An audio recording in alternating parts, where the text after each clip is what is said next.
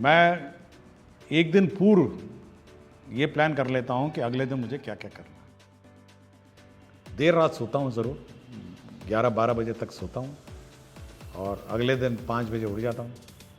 तो 5-6 बजे अखबार और ये सब पढ़ने का मौका मिलता है।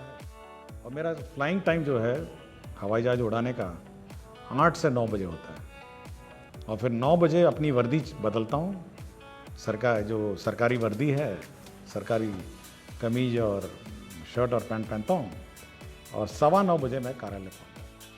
ट्रेनिंग तो बहुत अच्छा कर देते हैं, FLN भी बहुत अच्छा बना लेते हैं, लेकिन यह वहाँ क्लासरूम परिवेश में क्यों नहीं दिखता है?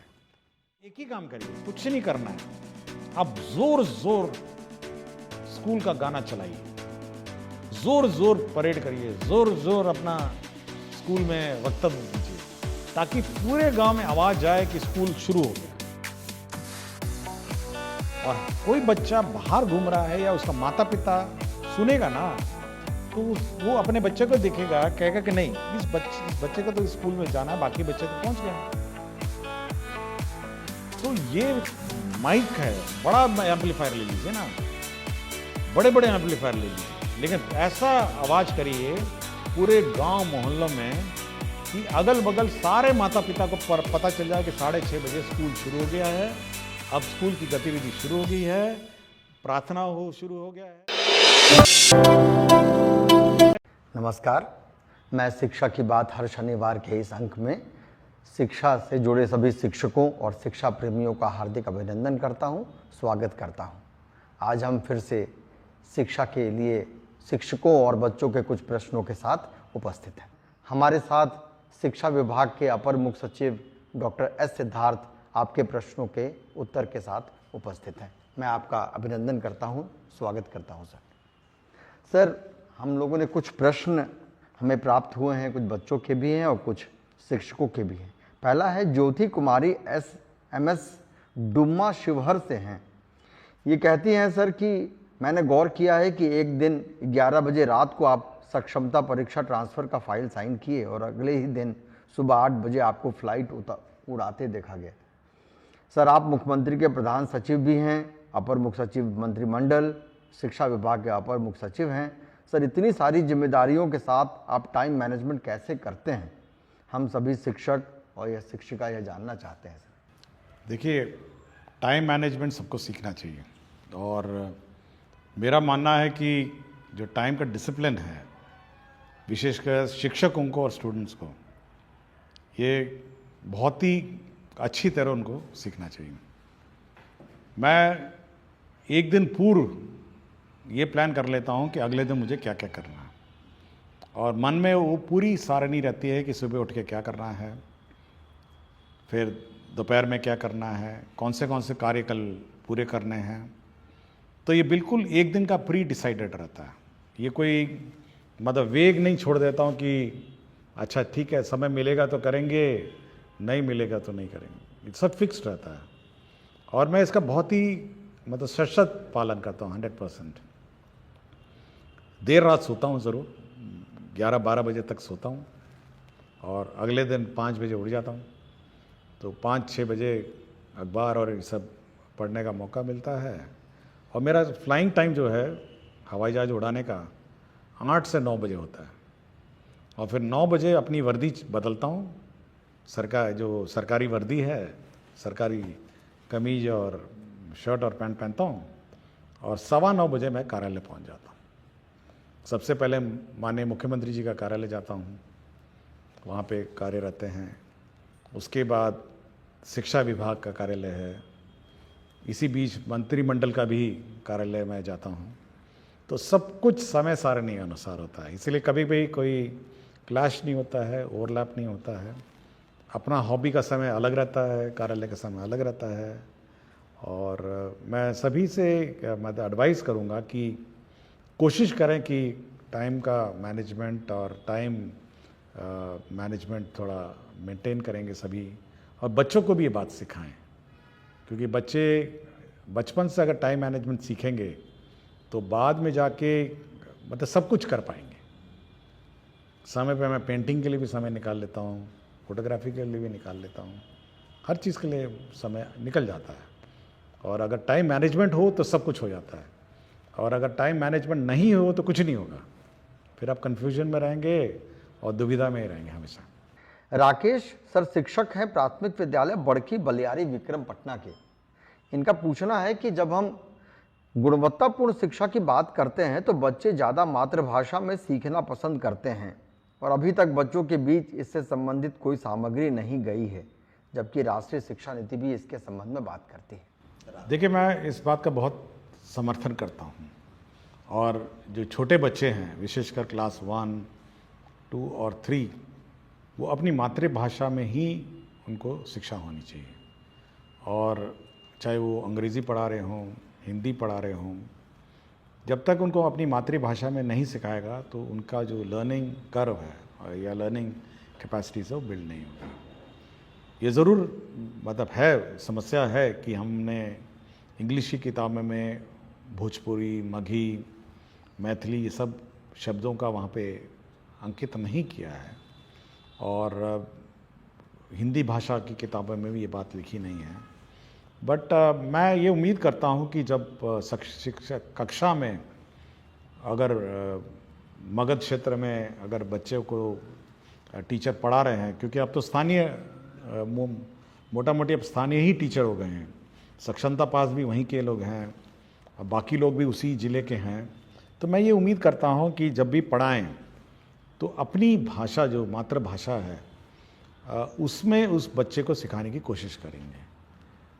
किताबों में ज़रूर ये कमी है, ये मैं एडमिट करता हूँ, और ये बहुत बड़ा चैलेंज है, और इसको बनाने में मतलब मल्टीलिंगुअल किताब बनाने में समस्या लगेगी। बट टीचर कोशिश करें कि भोजपुरी है, बच्चा है तो भोजपुरी में उसको सिखाएं, ए फॉर एप्पल है तो एप्पल को भोजपुरी में सिखाएं, B for ball, C for cat है, जो भी है अपनी भाषा में सिखाएं। लेकिन ये पूर्ण रूप से अब टीचर पर अब निर्भर है। सर एक सवाल है, प्रभा कुमारी बेगूसराय बिहार, ये +2 केमिस्ट्री टीचर हैं UHS कतारमाला डंडारी बेगूसराय की। ये पूछते हैं कि गुणवत्तापूर्ण शिक्षा सुनिश्चित करने हेतु चेतना सत्र में कौन कौन सी गतिविधियां की जानी चाहिए सर? देखिए, चेतना सत्र में वो सब करना है जो आपके किताबों में नहीं है। ये मैं बिल्कुल स्पष्ट किया हूँ बहुत बार कि आपकी जो किताबें में नहीं, जो आपके करिकुलम में है, वो चेतना सत्र का पार्ट नहीं है।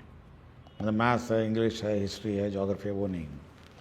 चेतना सत्र में मैं पिछले एपिसोड में मैंने कहा कि आप उसको वैल्यूज़ सिखाएंगे, मतलब एक मानवीय जो गुण है वो सिखाने का सत्र है। दूसरा है कि जो आज के दिन में जो अगल बगल चीज़ें हो रही हैं उसको मतलब सेंसिटाइज करने की बात है, उसको न्यूज़ के बारे में, समाचार के बारे में। तीसरा है राष्ट्र के प्रति प्रेम और सम्मान की भावना, जैसे राष्ट्रीय गान है या राज्य के प्रति प्रेम और सम्मान की भावना है, तो बिहार गीत है। तो ये सब चीज़ें उसको सिखाना है, और एक साथ कतार में खड़े होके प्रार्थना करना, एक साथ और बच्चों को संबोधन, मतलब जब बच्चे कोई ना कोई क्लास में एक बच्चा सुनाता है, कोई भी का वक्तव्य अपना देता है, तो लीडरशिप क्वालिटीज़ हैं, तो ये सब सिखाने का सत्र है। क्लासरूम का जो सब्जेक्ट है वो उससे बहुत ही भिन्न है, और इसलिए मैं बार बार कह रहा हूँ, मैं सभी टीचर से कहता हूँ, क्योंकि हमको हमेशा ये चिंता रहती है, क्योंकि ये पहला सत्र है, अगर टीचर हल्का सा भी लेट हो जाए तो ये सत्र अफेक्ट हो जाता है। देखिए, बाकी सत्र तो बाद में आता है, वो आधा घंटे बाद आता है, अटेंडेंस तो मोटा मोटी इसी बीच में होता है। तो हमको हमेशा ये चिंता रहती है कि चेतना सत्र में लापरवाही नहीं हो, और ये समय पे शुरू हो, समय पे ख़त्म हो। हम लोगों ने माइक, म्यूज़िक सिस्टम, बैंड, सबका लिए हम लोगों ने प्रोविज़न किया हुआ है। इसलिए चेतना सत्र मैं अनुरोध करूँगा टीचर से कि भाई इसको बहुत गंभीरता से लें, और बहुत ही मतलब ये बहुत इंपॉर्टेंट सत्र है। शिक्षक ने पूछा है सर कि NEP 2020 के अनुसार 25-26 तक कक्षा 3 तक के सभी बच्चों को निपुण बना देना है। एक निपुण भारत कार्यक्रम भी चल रहा है सर, अर्थात उन्हें वर्ग सापेक्ष दक्षता प्राप्त करवा देनी है। इस महत्वाकांक्षी उद्देश्य की पूर्ति के लिए विभाग कौन कौन से उपाय कर रहा है? देखिए सारे कर रहे हैं। देखिए FLN किट्स हैं अब हमारा, और रिविजन्स हैं, टेस्ट हैं, और जब तक जूनियर क्लासेस में वो निपुण नहीं होंगे, सक्षम नहीं होंगे, तो सीनियर क्लासेस में ड्रॉप आउट्स बहुत बड़ी हो जाएगी। इसलिए जो पहला इनिशियल क्लासेस हैं उस पर ज़्यादा हम लोग का ध्यान है। और एक बात पकड़ ले हो, मतलब रफ्तार पढ़ाई और शिक्षा का, तो ड्रॉप आउट्स भी उतना कम हो जाएगा। तो मेन फोकस हम लोग का वही है, क्लास 1 to 8। सर, एक शिक्षक ने पूछा है सर कि विभाग से कई टोल फ्री नंबर जारी किए गए हैं, परंतु बहुत बार फ़ोन करते रहने पर भी कोई बार उत्तर प्राप्त नहीं होता है, ऐसे में हमें क्या करना? देखिए टोल फ्री नंबर वही है जो वेबसाइट पे है। विभाग के वेबसाइट पे जो नंबर है वही टोल फ्री नंबर है, और उस टोल फ्री नंबर मल्टीपल वहाँ पे 30 टेबल रहते हैं, 30 लोग उसको उठाते हैं, कॉल को रिकॉर्ड करते हैं, उसका हर आवेदन पत्र चेक होता है, उस पर क्या अनुपालन हुआ चेक होता है। इसलिए मल्टीपल टोल फ्री मत खोजने की कोशिश करिए, आप वेबसाइट में जो टोल फ्री नंबर है उसी को डायल करिए और अपना कंप्लेंट वहीं पे रिकॉर्ड करिए। एक शिक्षक ने पूछा है, कभी कुछ दिन पहले ही आपने कहा कि प्रत्येक शिक्षित व्यक्ति की जिम्मेदारी है कि वो अशिक्षित को शिक्षित बनाए, एक शिक्षक को छोड़कर अन्य शिक्षित व्यक्ति यह कैसे सुनिश्चित कर सकता है? देखिए ये बाबा साहब भीमराव, डॉक्टर भीमराव अम्बेडकर जी का कथन है, और 14 अप्रैल को एक कार्यक्रम में गया था मैं। उस कार्यक्रम में मुझे किताब मिली थी, और किताब के पीछे वाला कथन है जो मैंने पढ़ के सुनाया है। और देखिए टीचर तो शिक्षित हैं जो शिक्षा ग्रहण कर रहे हैं, लेकिन समाज में बाकी लोग भी तो शिक्षित हैं ना।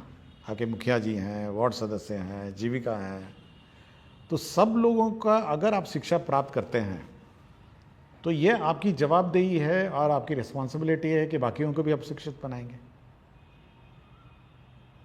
देखिए बहुत ही सिंपल ही मांग रहा हूँ मैं, कोई बहुत बड़ी डिमांड नहीं है मेरी। मैं इतना ही कह रहा हूँ कि भाई जो बच्चा बाहर घूम रहा है या बच्चा ड्रॉप आउट है उसको वापस स्कूल में लाइए, इतना ही कर दीजिए, बहुत है। मैं कोई बहुत बड़ी चीज़ नहीं मांग रहा हूँ एक शिक्षक व्यक्ति से। बच्चा बगल में मोहल्ले में घूम रहा है बाहर, उसको आप समझा बुझा के स्कूल में भर्ती करा दीजिए, इतना ही मेरी डिमांड है। और इतना ही करिए ना, बाकी कुछ मत करिए, आप इतना ही कर दीजिए। बाकी वो बच्चा एक बार शिक्षित हो जाएगा, वो अपने में संभल जाएगा। जी, बहुत उपयोगी है सर। कि सर, एक शिक्षक ने पूछा है कि कई शिक्षक अपनी लेखनी या नवाचारी मन के कारण सोशल मीडिया पर बहुत प्रसिद्ध होते हैं, परंतु उस नवाचार को अपने वर्ग कक्ष तक ले जाने में असफल रहते हैं। इस सिचुएशन को डील करने हेतु तो आपका क्या सुझाव है सर? देखिए बार बार मुझे डायरेक्टर SCERT से मेरी बात होती है, और मेरे ख्याल से हर 1 महीने में उनका इस पर मेरे से डिस्कशन हो जाता है। और मैं बार बार उनको ये चिंता व्यक्त करता हूँ कि भाई ट्रेनिंग तो बहुत अच्छा कर देते हैं, FLN भी बहुत अच्छा बना लेते हैं, लेकिन यह वहाँ क्लासरूम परिवेश में क्यों नहीं दिखता है? मतलब जब क्लासरूम में जाता है तो ये परिवर्तन कैसे हो जाता है? आप या तो आपका ट्रेनिंग मेथोडोलॉजी गलत है। ऐसा नहीं है ना कि हम FLN यहाँ बनाएं, मान लिया उस दिन 110 FLN थे और क्षेत्र में जाएंगे, हो सकता है उसमें 110 में 60 हो, 40 नहीं हो पाए। तो बार बार मैं SCERT को ये बोलता हूँ, भाई ट्रेनिंग जब आप करते हैं और ट्रेनिंग मेथोडोलॉजी करते हैं तो आप ये ध्यान रखें कि जो आप पढ़ाते हैं वो स्कूल में इम्प्लीमेंट हो रहा है, यह सुनिश्चित करेंगे। और ये भी कहा है कि हर जो फैकल्टी है उसके साथ आप 2 स्कूल अटैच करेंगे।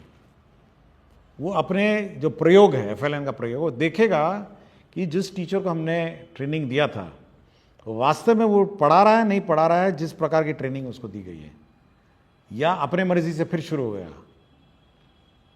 तो ये चिंता मेरी है कि सोशल मीडिया में बहुत सारे नवाचार हैं, FLN किट्स भी हैं, FLN मेथोडोलॉजीज़ भी है, लेकिन ये स्कूल में वास्तव में ये वहाँ पे है या नहीं है, हो रहा है या अलमारियों में बंद है या डब्बों में बंद है, ये मेरी बहुत चिंता है और इसका मैं समाधान निकालने की कोशिश में लगा हूँ।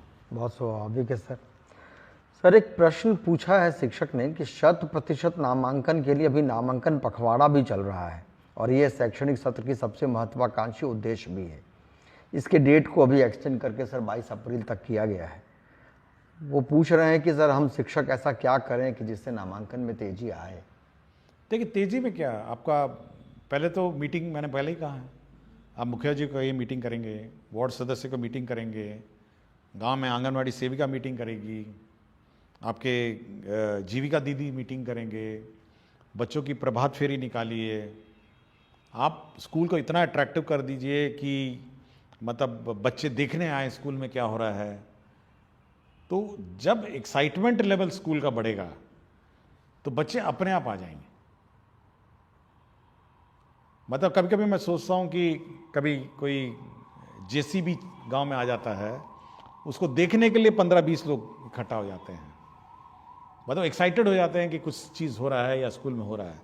तो जैसी स्कूल में वो एक्साइटमेंट है, अटैचमेंट है, या स्कूल में कोई इवेंट हो रहा हो, माइक, देखिए एक चीज़ मैंने सबको कहा है कि शुरू में 6:30 बजे स्कूल है, आप एक ही काम करिए, कुछ नहीं करना है, आप जोर जोर स्कूल का गाना चलाइए, जोर जोर परेड करिए, जोर जोर अपना स्कूल में वक्तव्य दीजिए, ताकि पूरे गांव में आवाज जाए कि स्कूल शुरू हो गया। और कोई बच्चा बाहर घूम रहा है या उसका माता पिता सुनेगा ना, तो वो अपने बच्चे को देखेगा, कहेगा कि नहीं इस बच्चे को तो स्कूल में जाना है, बाकी बच्चे तो पहुंच गए। तो ये माइक है, बड़ा एम्पलीफायर ले लीजिए ना, बड़े बड़े एम्पलीफायर ले लीजिए, लेकिन ऐसा आवाज करिए पूरे गांव मोहल्लों में कि अगल बगल सारे माता पिता को पता चल जाए कि 6:30 बजे स्कूल शुरू हो गया है, अब स्कूल की गतिविधि शुरू हो गई है, प्रार्थना शुरू हो गया है, आपका राष्ट्रीय गीत हो रहा है, या आपका कोई वक्तव्य सुनाया जा रहा है।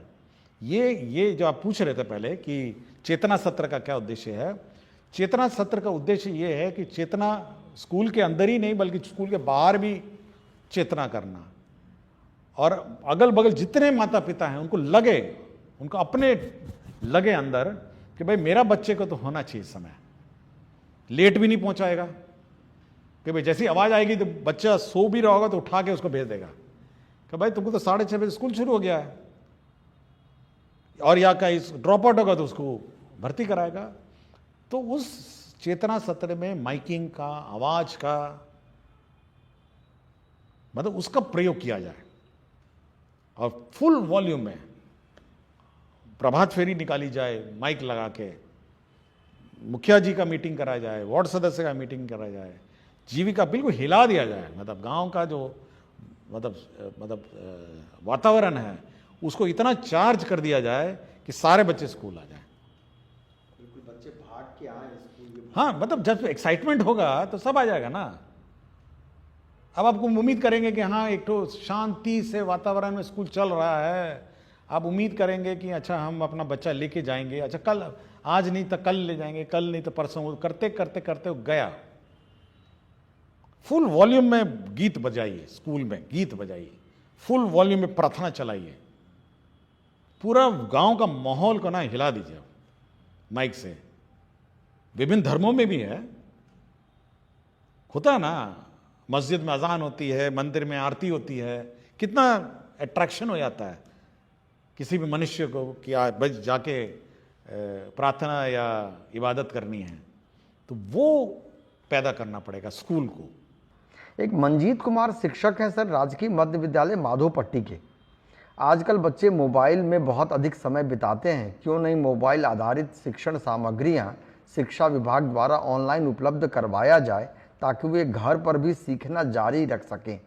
क्या इस तरह के मोबाइल आधारित शिक्षण सामग्री में मूल्यांकन की व्यवस्था भी हो सकती है? देखिए हम लोग का है कि इस क्लास 6 से हम लोग ICT लैब स्थापित करेंगे सर, और क्लास 6 से सभी स्कूल में कंप्यूटर होगा, छोटे स्कूल में कम होगा, बड़े स्कूल में कम होगा, और हम लोग मटेरियल को डिजिटल फॉर्म में भेजेंगे सब स्कूल में, और कोई भी माता पिता या बच्चा लेना चाहे डिजिटल फॉर्म में ले सकता है। तो ये व्यवस्था हम लोग कर रहे हैं, और लाइब्रेरी में पेन ड्राइव हम लोग रखेंगे, जो बोरो करना चाहेगा किताबों के अतिरिक्त पेन ड्राइव भी बोरो कर सकता है, घर ले जाए, अपना कॉपी करे या जो करना करे। तो डिजिटल लाइब्रेरी को भी हम लोग स्ट्रेंथन करने की कोशिश में हैं। तो इस साल हम लोग का यही लक्ष्य है कि ICT लैब हो, डिजिटल लैब हो, और बच्चे मतलब फिजिकल बुक्स के अलावा डिजिटल बुक्स भी बोरो कर सकें, ये हमारी व्यवस्था है। एक बच्ची का प्रश्न है सर, सुहानी कुमारी हैं, कक्षा 4 मध्य विद्यालय माधोपट्टी दरभंगा की। इनका सवाल है सर कि विद्यालयों में बच्चों की ऑनलाइन उपस्थिति दर्ज करने को लेकर कुछ दिन पहले संकल्प लिया गया था, क्या इसी सत्र से बच्चों की ऑनलाइन हाजिरी बनेगी? ये कौन सा क्लास की हैं? ये कक्षा 4 की है सर। 4 की हैं, चलिए। ये अट्रैक्ट हो रही हैं चीज़ों के साथ की। कक्षा 4 में भी मतलब डिजिटल एज का जनरेशन है। देखिए, हम लोग ये अवश्य है कि हम लोग ऑनलाइन अटेंडेंस लेंगे, और सबसे प्रथम 1 मई से आपको याद होगा कि हम लोगों ने 30 टैबलेट 30 स्कूल में बांटे हुए हैं और उसकी मॉनिटरिंग कर रहे हैं। तो सबसे पहले हम लोग इस 30 स्कूल में ऑनलाइन अटेंडेंस मतलब बच्चों का अटेंडेंस करवाएंगे। ये 30 जो स्कूल्स हैं, 5 ज़िले हैं, 5-6 ज़िले हैं, हर ज़िले में 5 हैं, और उसमें इवन फेस रिकग्निशन सॉफ्टवेयर भी बिल्ट इन है। तो बच्चा अपना रजिस्टर करेगा, टीचर भी रजिस्टर करेंगे, और अटेंडेंस, ग्रुप अटेंडेंस होगी बच्चों की और टीचर की भी, और ऑटोमेटिकली वो सॉफ्टवेयर जो है वो इनके लाइब्रेरी फ़ोटो से उस फोटो को मिलान करेगा और टीचर का अटेंडेंस शीट बना देगा और बच्चों का अटेंडेंस शीट बना देगा कि कौन बच्चे उपस्थित हैं, कौन बच्चे उपस्थित नहीं हैं। तो ये 1 मई से 1 मई से ये 30 स्कूल में हम लोग लागू कर देंगे। ये ट्रायल पे चलेगा कुछ दिन, टेक्नोलॉजी नहीं है, लेकिन उसके बाद आपको हर टीचर का attendance automatically optical recognition software से निकल जाएगा, और हर बच्चा ग्रुप में भी बैठ के मिड डे मील खा रहा है, उसका फ़ोटो ले लेंगे तो वो ऑटोमेटिकली बता देगा कि कितने बच्चे, कौन बच्चा खा रहा था और कौन बच्चा उस पूरे कतार में मिसिंग है। तो ये सॉफ्टवेयर है। कक्षा 4 की जो सुहानी कुमारी बच्ची हैं, छात्रा है, तो डिजिटल एज में प्रवेश कर रही हैं, तो अब वो कागज़ी अटेंडेंस और फिज़िकल अटेंडेंस का युग ख़त्म हो गया है, और एक बार ये टेस्ट हो जाएगा तो स्टेट वाइड रोल आउट करेंगे। बहुत बहुत धन्यवाद सर।